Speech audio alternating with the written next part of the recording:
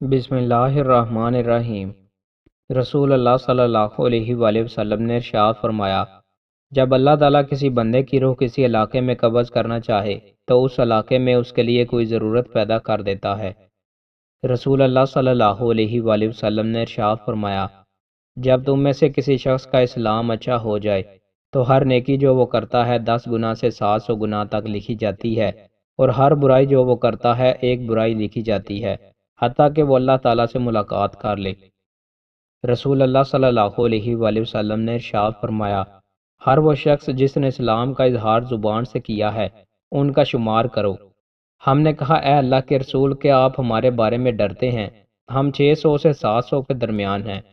رسول اللہ صلی اللہ علیہ وآلہ وسلم نے ارشاد فرمایا، تم نہیں جانتے، شاید تمہیں آزمایا جائے گا۔ حذیفہ رضی اللہ تعالیٰ عنہ کہتے ہیں کہ ہم آزمائش میں مبتلا ہوئے، حتیٰ کہ ہم نے چھپ کر نماز پڑھنا شروع کر دی۔ رسول اللہ صلی اللہ علیہ وآلہ وسلم نے ارشاد فرمایا، جب تمہیں کوئی گمان ہو جائے تو اس پر یقین نہ کر لیا کرو یا اسے ثابت کرنے کی کوشش نہ کرو، اور جب تم حسد میں مبتلا ہو جاؤ تو اس پر عمل کرتے ہوئے سرکشی نہ کرو، اور جب تمہیں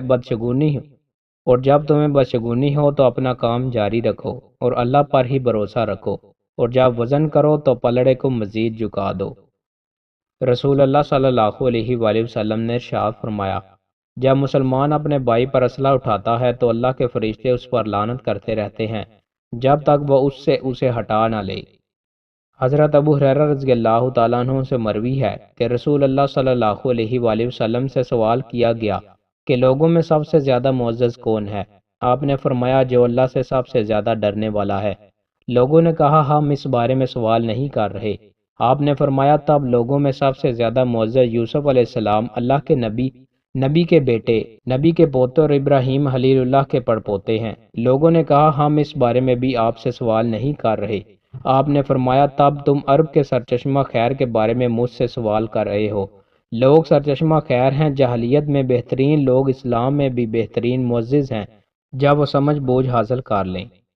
رسول اللہ صلی اللہ علیہ وآلہ وسلم نے ارشاد فرمایا کہ آج عید الاضحیٰ کے دن کی ابتدا ہم نماز عید سے کریں گے، پھر واپس آ کر قربانی کریں گے۔ جو اس طرح کرے گا وہ ہماری سنت کے مطابق کرے گا، لیکن جو شخص نماز عید سے پہلے ذبح کرے گا تو اس کی حیثیت صرف گوشت کی ہوگی جو اس نے اپنے گھر والوں کے لیے تیار کر لیا ہے، قربانی وہ قطعاً بھی نہیں۔ اس پر ابو بردہ بن نیار رضی اللہ تعالیٰ عنہ کھڑے ہوئے، انہوں نے نماز عید سے پہلے ہی ذبح کر لیا تھا اور عرض کیا کہ میرے پاس 1 سال سے کم عمر کا بکرا ہے، کیا اس کی دوبارہ قربانی اب نماز کے بعد کر لوں؟ نبی کریم صلی اللہ علیہ وآلہ وسلم نے فرمایا کہ اس کی قربانی کر لو، لیکن تمہارے بعد یہ کسی اور کے لیے کافی نہیں۔ دوستوں، مزید اچھی ویڈیوز کے لیے ہمارے چینل کو سبسکرائب لازمی کریں۔ بہت شکریہ۔